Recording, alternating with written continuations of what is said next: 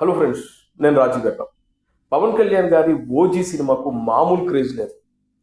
ఇప్పటికే ఈ సినిమాకి సంబంధించినటువంటి టికెట్లు హాట్ కేకులు అమ్ముడుపోతున్నాయి. ముఖ్యంగా అమెరికాలో అంటే ఓవర్సీస్లో ఇప్పటికే 50,000 పైచిలకు టికెట్లు అమ్ముడుపోయాయి. ఈ ఓజీ సినిమా నార్త్ అమెరికాలోనే దాదాపు 45,000 పైచిలకు టికెట్లు అమ్ముడుపోయాయి.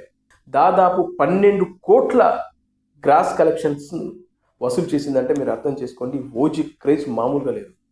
అదేవిధంగా ఈ సినిమాకి సంబంధించినటువంటి డిస్ట్రిబ్యూషన్ రైట్స్ కూడా చాలా భారీగా అమ్ముడుపోయాయి.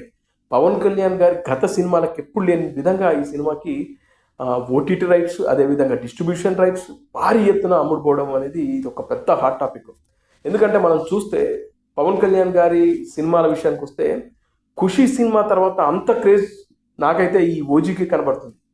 ముఖ్యంగా పవన్ కళ్యాణ్ గారు ఎక్కడికి వెళ్ళినా కూడా ఆయన డిప్యూటీ సీఎంగా వివిధ ప్రాంతాలకు వెళ్ళినప్పుడు కూడా జనాల నుంచి ఓజీ ఓజీ అని అరవడం కానీ మనం చూస్తున్నాం.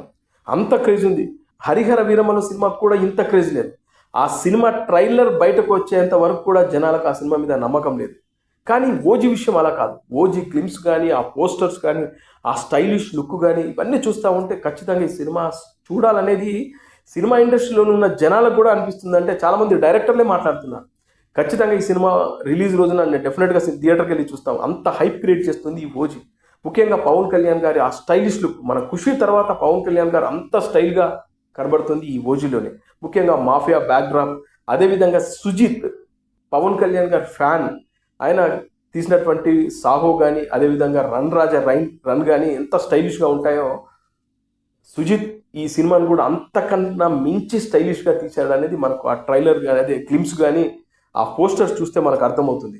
ఇక చూస్తే తమన్ బ్యాక్గ్రౌండ్ స్కోర్, ఆ గ్లిమ్స్కి ఇచ్చినటువంటి ఆ మ్యూజిక్ ఆర్ఆర్ చూస్తేనే మతిపోతుంది. అదేవిధంగా మొన్న రిలీజ్ అయినటువంటి ఒక సాంగ్, అంతకుముందు రిలీజ్ అయినటువంటి మరో సింగిల్, ఇలా ఏది చూసినా కూడా అద్భుతంగా కనబడుతుంది. కాబట్టి ఓజీ అనేది తెలుగు సినిమా ఇండస్ట్రీలో ఒక రికార్డు క్రియేట్ చేస్తుందని నాకైతే అనిపిస్తుంది. ఎందుకంటే సినిమా రిలీజ్కు ముందే దాదాపు 12 కోట్ల గ్రాస్ వసూలు చేయడం అనేది ఇప్పటి వరకు తెలుగు సినిమా ఇండస్ట్రీలో ఇదే నెంబర్ 1.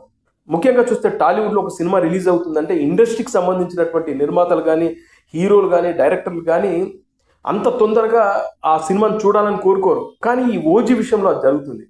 ఈ ఓజీ సినిమా టాలీవుడ్ ఇండస్ట్రీకి సంబంధించినటువంటి టెక్నీషియన్స్లోనే ఎంత క్రేజ్ ఉంటే ఇక నార్మల్ ప్రేక్షకులు, ముఖ్యంగా ఫ్యాన్స్లో ఎంత క్రేజ్ ఉండాలి అదే అర్థం చేసుకున్నాను. అందుకే ఈ సినిమా పై జనాల్లో భారీ క్రేజ్ ఉంది. ఇది అన్ని రికార్డులను తుడుచుకుపెట్టడం ఖాయమని ముఖ్యంగా ట్రేడ్ వర్గాలు అయితే చెప్తా ఉన్నాయి. అందుకే ఓజీకి మునుపెన్నడు లేనంత క్రేజ్ అయితే కనబడుతుంది.